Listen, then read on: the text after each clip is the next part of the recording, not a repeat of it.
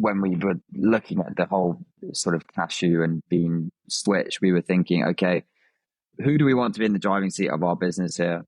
We basically wanted to be beholden to the planet. And so we decided that the best way we could encapsulate that in a very simple way was to make Mother Nature our CEO. So every decision that we made that was consequential, we made sure that we were having a positive impact by making that decision. And then we decided to actually make it a movement. We are on an adventure to unite the stories and solutions of the pioneers, creating a better future for all. Together, we will journey to every continent, every country and community, and ask the question, what is the future you dream of? We will explore the blockers to us getting there, and we will ask, what will it take? What do we need? What do you need to create a future where we all thrive in balance and harmony with nature and each other? In this episode, we welcome Brad Vanstone, the founder of Willicroft, a plant-based cheese producer making planet-proof cheese for dairy cheese lovers. Inspired by Brad's family's dairy farming roots dating back to 1957, Willicroft was reimagined as a plant-based cheese company in Amsterdam in 2018. This is an inspiring story of passion, tenacity, and commitment to doing the right thing. In this episode, we hear Brad's origin story on his grandparents' dairy farm. Started from humble beginnings, experimenting with recipes in a flat where he had an attic full of hundreds of kilos of nuts and various other ingredients. How he had to completely rebuild the product and the business as they discovered that the original recipe for nuts had a higher impact than the legumes that they now use. A brave example of commitment to planet-first innovation. And how they put Mother Nature as CEO to place the planet's future front and center behind every decision that they make. Listen to the end to hear us explore regenerative farming finances, subsidies, taxes and incentivization and decentivization, and some of the blockers and solutions to truly transforming farming and food. Where shall we go next? What questions shall we ask? To co-create the podcast with us, connect with fellow changemakers in the Future Planet community of action, visit futureplanet.love to sign in or sign up. Let's get into it.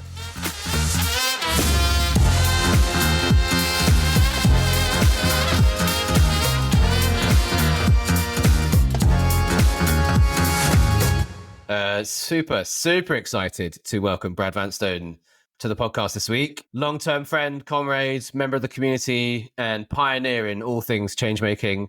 Been extremely inspired by your journey and what you've built with Willicroft, with your team, and would love to take a moment for you to introduce yourself to the listeners, who you are, a little bit about Willicroft, and then we'll dive into your journey and your vision for the future and some of the aspects of how you're building that future now. Awesome. No, thank you very much for having me, Carl. So from the UK originally, moved to Amsterdam in 2018, which is when Willicroft in its reimagined form began. And essentially back at that moment, I was looking at how I could adjust my own personal impact on the planet. And my diet was the most obvious thing. But there was one major problem in the way, which was my love of cheese. And so I started to experiment at home, and I had a little bit of prior knowledge as to how to make cheese because my grandparents were dairy farmers, and some of the kind of basic practices we carried over. But it was obviously a fresh start, and I was obviously using plant-based ingredients, so very different base. But I got super immersed in it and found it an amazing creative outlet. After about 6 months, did my first market, and that was it. I was hooked, and it sort of all came out of that first market, I guess. So hang on, let's slow this down. You're a son of a dairy farmer. Grandson, but yeah. Grandson, sorry. You grew up in rural England. You then, rather than following in that family line, actually what you decided to do is in some ways follow in the family line, but reimagine what that family line will, or what that trade would be for a world that we find ourselves in today.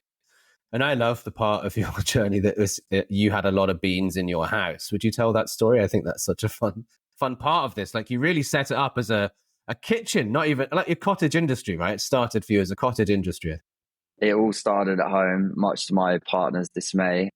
We were using nuts originally, not beans, which the mice much preferred, by the way, but we won't worry too much about that. But yeah, for a long period of time, the attic was full of hundreds of kilos of nuts and various other ingredients, and the kitchen was a constant, yeah, just it looked like a bomb had gone off whilst I was experimenting on various different recipes and producing far too much in a very small space. But it was a great way to start, and it was, yeah, fully immersive, because when you're creating something in food, you have to consider every component. It's not like a piece of tech where there's, the software is incredibly detailed, but you're then just looking at how you can sort of scale it from there. Whereas with food, you've got the supply chain, you've got the production of it, you've got the packaging, you've then got to sell it, you've got to create some kind of narrative around what you're doing. You've hopefully then got to create a plan for how you're actually developing impact as well. So it's so immersive and so layered, and that's one of the reasons I loved it and still do. It's probably been in more than two parts, but there were two distinct parts for you, weren't there? One, you went down the path of nuts, and I think you got quite far down that path, and then you made a very clear decision that actually you needed to stop and restart, which I think is tremendously both brave and also shows your commitment to your purpose over all elements. And actually we've had similar moments as we've gone through the growth of the community where we've sort of stopped and thought, hang on a minute, is this the best thing that we can be doing? Is it the most impactful? I think it's such an important thing for us to do as we constantly receive new information. It's such a fast moving space where everything's suddenly new. We had the same with offsetting, that's been a big transition for the movement recently. For sure. So yours was nuts to beans. Would you share a little bit about that? Yeah. And I think actually it's quite a well-trodden path, this, in the sense of we started out thinking, okay, we're going to make plant-based cheese, and therefore it's going to have a wonderful impact on the planet. And I just kind of took that for granted that would be the case. But the most valuable thing we were taught through a program was we really needed to actually measure every component of our business so that we could say with absolute certainty what impact we were delivering. Basically came out that the nuts were incredibly highly emitting and weren't having the impact reduction that we had hoped for. Yeah, obviously that's information that initially was quite tough to receive, but it was actually really empowering because we could see by changing this one ingredient, you'd have a massive difference. And to put this into some numbers, we have one cashew-based product left, and it's 2.5 times less than the dairy product that we are replacing. And then we have one of our white bean cheeses that's 25 times less than the dairy product it's replacing. So it's a massive difference. And of course, it's not directly comparable data, but it gives an indication. Am I right that you were selling in at that time? So you took a significant, I guess, hit, both from a time perspective and a money perspective to do that, didn't you? For sure. I mean, it took at least 18 months to remodel the bulk of the recipes. Some we just canned and started with different recipes, but it was a hell of a process, and it definitely required careful sort of conversations with the team and with our investors. And we obviously lost some suppliers as well. But the foundations that we were building with the nut-based cheeses were not foundations that we really felt comfortable with. So we'd rather have started a bean-based company that had fallen on its feet than continued on the cashew-based path, knowing that actually the impact we were making was just not why we started this. I really love that. And people, I feel, will think, oh, that's easier if you're a small business, but that's not necessarily easier if you're a small business. I mean, that's a lot of sacrifice on your part, a lot of like holding, a lot of like renegotiating. And as I think about that, I genuinely feel that with larger businesses also go through this process. I think that there's perhaps slightly more moving parts, but at the same time, we're seeing businesses make innovative iterations the whole time for a different set of reasons. Big bets, big investments. We saw Facebook and Meta make massive, massive, massive financial bets. And I really feel like with good communication with investors and good engagement of stakeholders and the ability to transform the businesses there. And you talk about building a strong foundations. Well, it's easy for now to think if you're a large business, oh, we already have foundations, but actually it's about thinking about, okay, what's 15, 20 years out? Are we building a business or do we still have a business that's fit for then?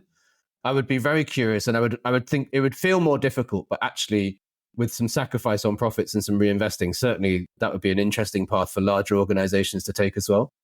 Yeah, one of the most empowering things I ever learned was the kind of the origins of businesses. So they were initially created for good. So when governments couldn't step in or weren't providing a service, and as things have evolved over many decades and centuries, now their purpose seems to be sort of generally profiteering and, you know, looking after very specific stakeholders. But I think we need to return to that model of creating businesses for good.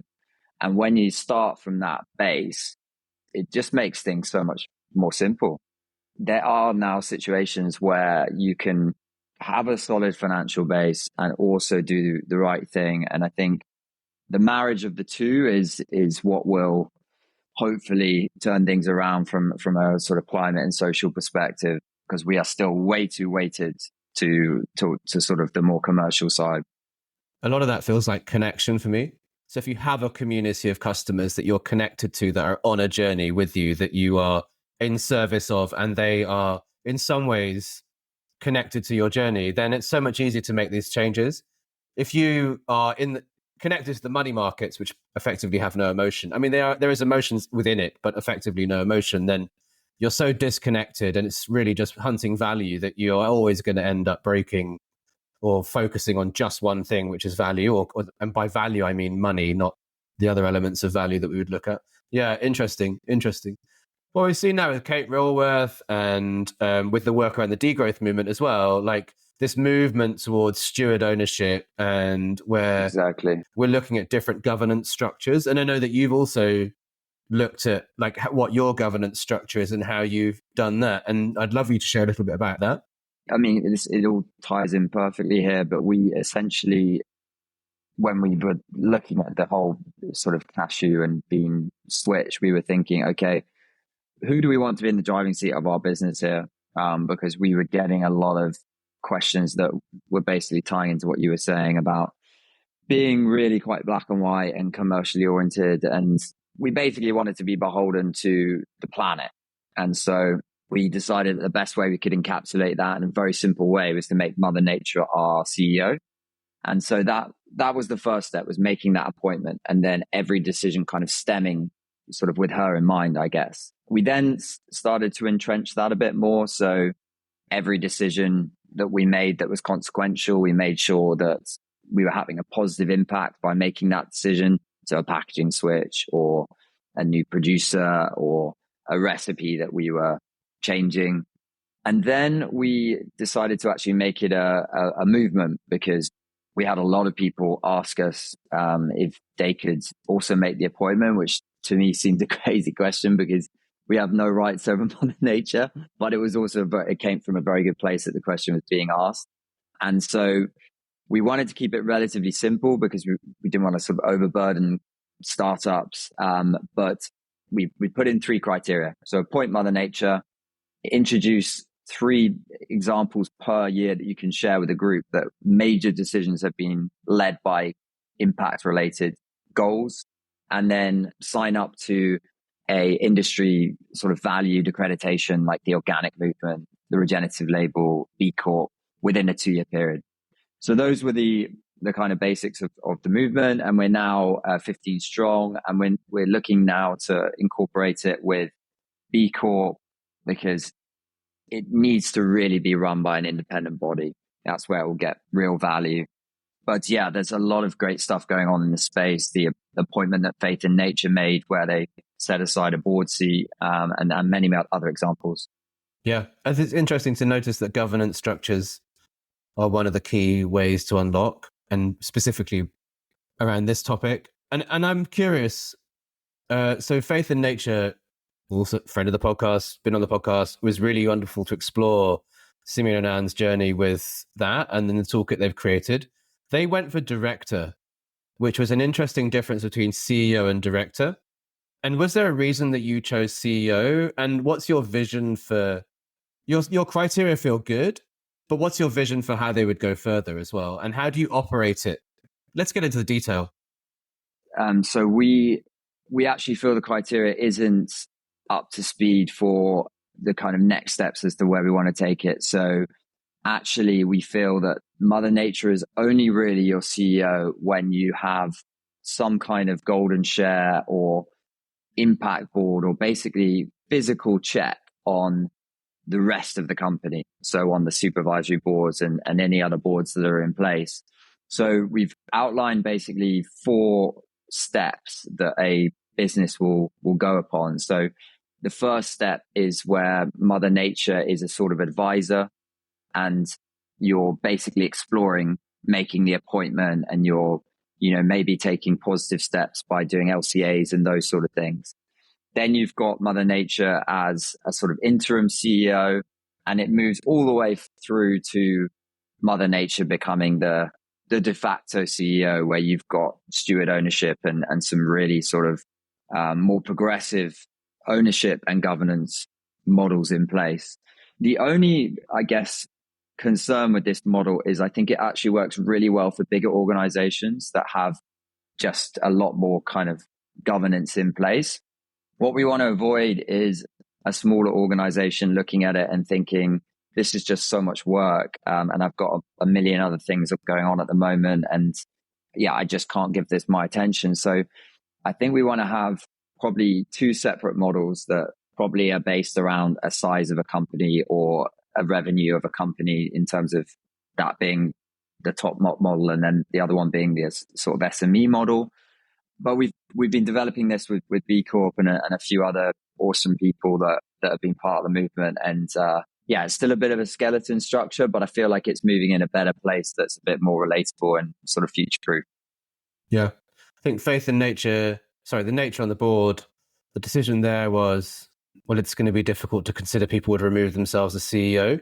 So some sort of, and also if it's just focused on a CEO, there's less likely you're waiting to just get the CEO rather than having a director.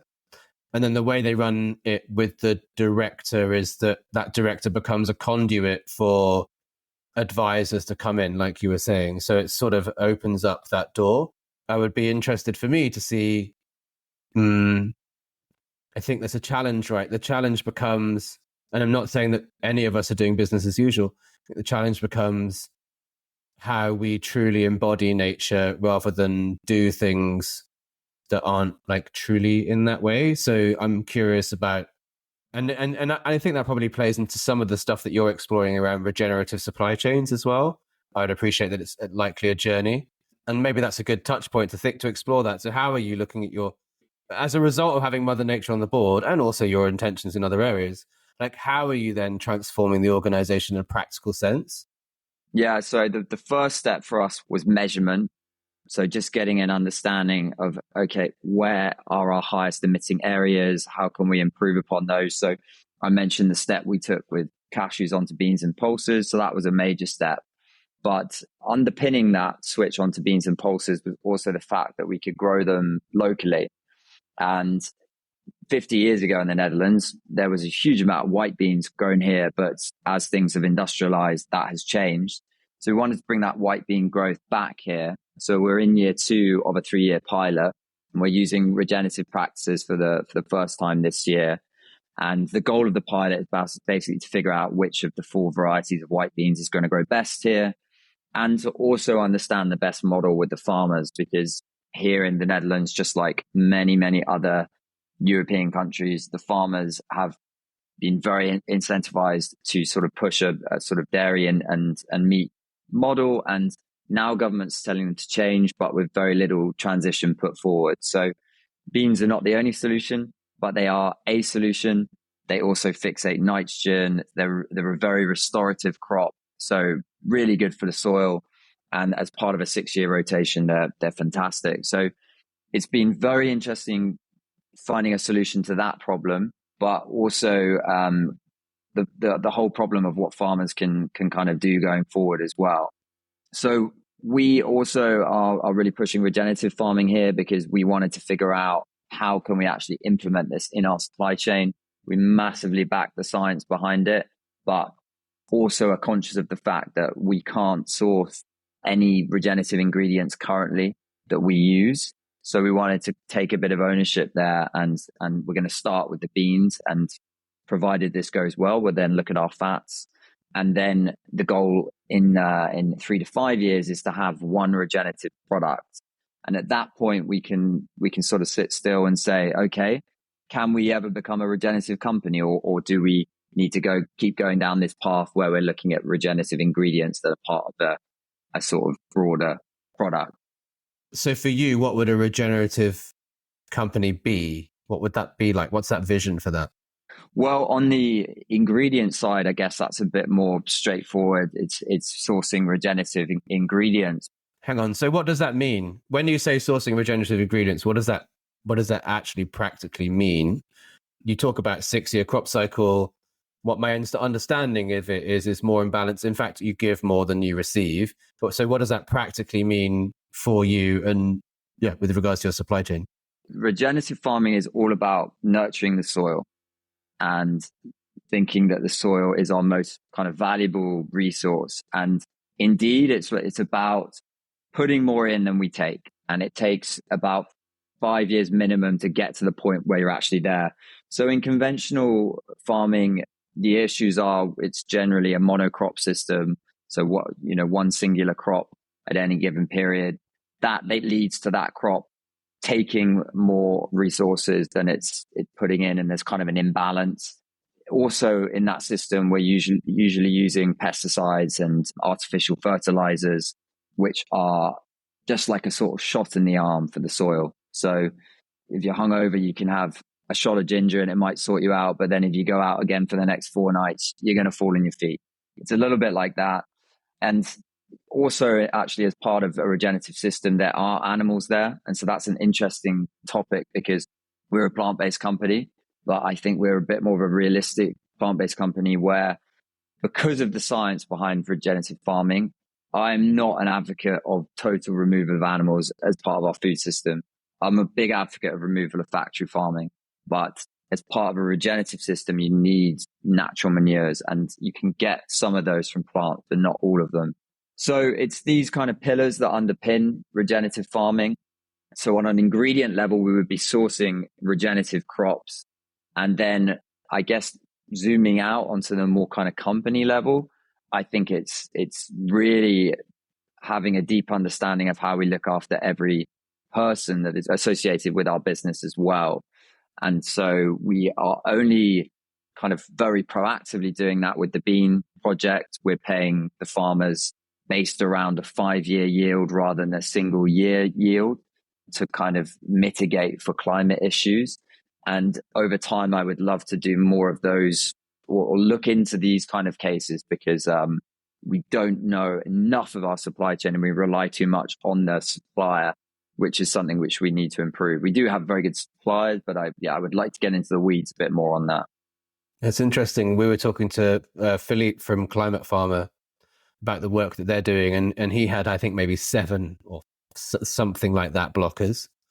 And one of the core ones was that subsidies through Europe are not currently weighted in favor of this world that we would like to create, a regenerative world. And yet the money is definitely there to support farmers to do this transition. And I'd imagine it will arrive in some that will change, but that's an interesting point to notice. And I think it was Holland as well, where there was some sort of decree or declaration about reducing the number of cows, which I felt was interesting. I think it was Holland, which I think was interesting. So, yeah. Yeah, so this was a very progressive law that they introduced 3 or 4 years ago, but they basically said to the farmers, we're just going to buy up the land. So if you were a farm, you could sell your land to the government for quite a good price. And it was 25 billion they set aside. So for a country of the Netherlands size, a huge amount of money. The same as the UK wasted on fraud on COVID, probably close to that. I don't know. Really? No, Wow. not quite. Not fraud, but Yeah. a comparable number that we spent in a significant amount of time that was not all well used. That feels like a very well used amount of money to transition. And you're right, a smaller country to have done it. It was really well set aside. That was good. But the implementation was horrible. So Right. if you were a farmer and you wanted to keep farming, you couldn't tap into this money at all. Or if you're a farmer and you wanted to go into regenerative farming, you couldn't do that. So things like our bean project, for example, we weren't able to get any funding for that. So it was really frustrating because the the appetite was there, a solution was put forward, but just not a kind of layered solution. So it's a great example of just the implementation going wrong. And in the election 2 months ago, this farmers party came out of nowhere and won the election. It was only the kind of councils, but they, from a party of zero, they became the biggest party. So it shows how these things can be misplaced. It's a good lesson for other places. We would need a better time horizon to understand whether that was in fact a benefit of having a farmers party or like, I think it's so curious. Systems change, like these different things that happen, but also interesting to notice you're talking about layers of implementation of policy. This is my favorite way of talking about Willicroft, where it's less, we make vegan cheese, we sell the cheese into XYZ. These are the topics that really get me up in the morning. So, and we don't always get to talk about them. So this is the great thing about podcasts. We can get into some actual bigger picture topics. Yeah. And I think that's why you started the business, right? Like you started it, like it's not a business necessarily to make money. It was a business to change a thing, right? Or to do a thing. So and on that basis, I think it probably is interesting to explore like how you've noticed a change since when you started to now in terms of like interest. And that's a good question. I think that's probably an interesting thing to explore. No, things have evolved ridiculous amounts since we started. Firstly, just people's eating habits. When I first started eating plant-based, a lot of people would just stare at me like I was a crazy person. Whereas, I mean, how many of your listeners are probably drinking oat milk? I'd say probably more than not now. And of course, that doesn't stem across every single part of diets, but that's a big switch. So that's very exciting. And then also topics like regenerative farming. This was just a kind of science project 5 years ago. I think probably I first heard about it 3 or 4 years ago, and it sounded great, but all of a sudden you're seeing these regenerative farms popping up all over the place, which is super exciting. And the whole industry has been made out of it. And that gives me great energy.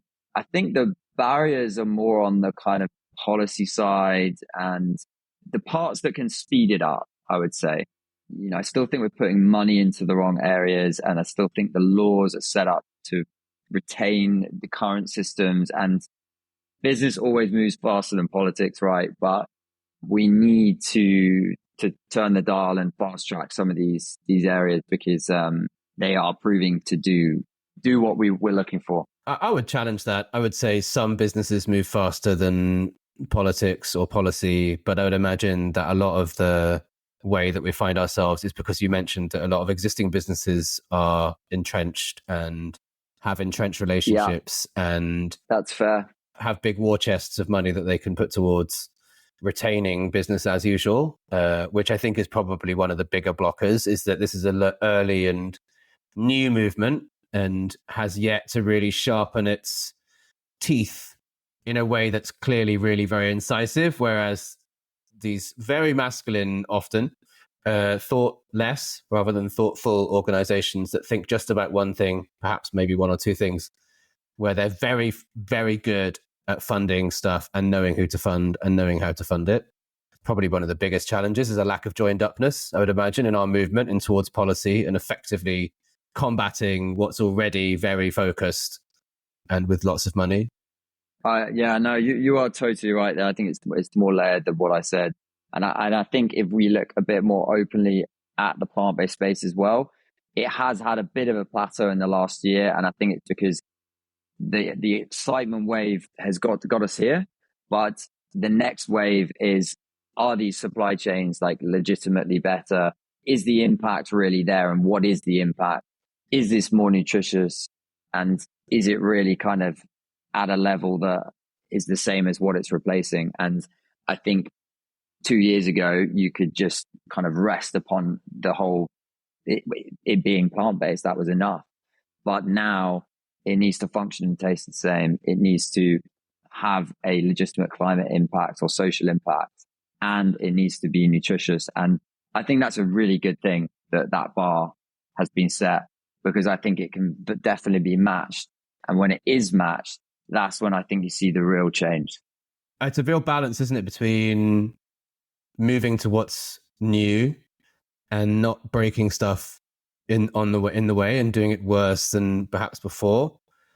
And also then that decision-making process not having a lag on momentum, which I think is critical. I liked what you said, right?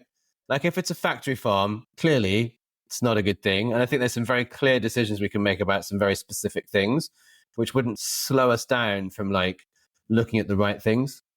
I think it is a challenge. I think even we can look at avocados, we can look at almonds, we can look at all these different ones. And now for me, the health benefits or not benefits of something like an oat milk, where actually it's probably, I'm not really certain about whether that's entirely good for me, depending on who's manufactured it, for example, or an oat milk that comes in a Tetra Pak. Is that somehow better? And there's a lot of like things that are through all these new innovations. There's a lot of decision making that's going on. That's curious. I think it feels both good in that we're taking time to think about the actions that we make, and also exactly slightly challenging in terms of it's taking us longer to get that transition to happen. Yeah, as you say, I think we can clear out some low-hanging fruit. I think that's really positive. A lot of the kind of really simple processed meat, for example, that can be plant-based overnight. Okay, a lot of it would then be processed, but the emissions reduction, the actual taste of the product is exceptionally comparable and will have a positive impact. So I think there's things like this that if we incentivize the right way, perhaps through taxation, for example, we can really turn the dial. And you only need to look at renewables to see what happens when just the right environment is made for an industry. And I'm still not totally convinced about electric cars and whether that's the right move. But what they have done there is definitely incentivize people to buy them. And so there's lessons to be learned about how that incentivization has happened. So yeah, there's good examples elsewhere. What's clear is that individual car ownership for every person is not the way forward. And what's clear is also fossil fuel driven cars is not the way forward. And so I think, and we also know and understand some of the challenges around supply chains for EV, but it's also important to notice, I mean, social media is full of pictures of cattle or pigs in factory farms and bad mines, but there also happen to be more ethical mines and more ethical ways of farming. So I think clarity on that topic and transparency on that topic and trust on that topic all feel important to have, and some sort of pragmatic way of being able to understand and map out supply chains and understand where elements come from. You talked about low-hanging fruit. I'm curious about low-hanging fruit. And I think, talking about luncheon meat, for example, being able to be plant-based, nice, quick tick. And what other low-hanging fruit do you see from your perspective that would have a high impact, I guess? I mean, the EU's budget, 35% of it is still going to dairy and meat agriculture. I know we have a lot of UK listeners, but that is still a ridiculous sum. And I think if the EU took some progressive steps, I'm sure countries like the UK would follow there. So that feels like a massive switch that can do the right thing. It's insanely large. Unbelievably staggering. It's a massive subsidy. So it feels like a little bit of a problem, to put it mildly. And it's not being reviewed until 2027. Which is the second part of that problem. Yes, that's part of the problem. I'm a big believer in taxation in the right way. I think the sugar tax, not so much the alcohol tax, but certainly cigarette tax has definitely changed behavior.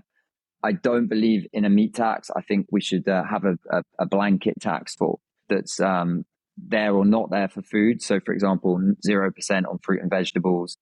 And then within meat, what I would love to see is regenerative meat not taxed, and then processed factory farm meat at 25%, for example. And then the same in cheese. You could have low emitting cheeses at 0% and then high emitting cheeses at a much higher bracket. So I think that can help shape behavior, particularly now where prices is so sensitive. Well, I think they're looking at that. For me, that would be around true cost accounting as well. Yeah, exactly. I mean, I don't know if you're going to eat meat, right? So pricing that life at an amount that enabled that life to live in a way that felt like it was being well cared for, well looked after, and that the environment that it came from was the same. I mean, it feels strange talking about that in that way, but pricing is incorrect at the moment. The price of a life for me is too cheap. For sure. And we've just become so ambiguous to it. It's crazy how when you see the stats on what is killed on a daily basis, they're figures that you just can't comprehend. Even opening that door and having a conversation about the price for a life is just a weird, like, in that moment, it makes it feel very strange. But if we were to talk about pricing, then we have the solutions. There are great plant-based alternatives now. Cell-based products I think are really exciting. And then I think regenerative meat and dairy still offers something there that's a bit more kind of it's not an everyday thing, more of a kind of specialty thing for those that still want to consume those products. But I'd love to see us move there. We're looking at these traditional practices and these traditional ways of farming and ways of being. Well, typically you wouldn't have had meat every day in copiously large portions on the dinner table, right? It just wasn't an appropriate way to go about it, and you probably couldn't afford it either. And now we've become so accustomed to being able to have it. We have this kind of I want to have it culture, which I think, I'm not anti-American, but I think in some ways has come from this, like, we must have more, we deserve it, large portion sizes, meat all the time, what we want when we want it. And that feels like it. That's a big shift that I feel like needs to happen. Like our reassessment of what we value and how we value it and what we feel like.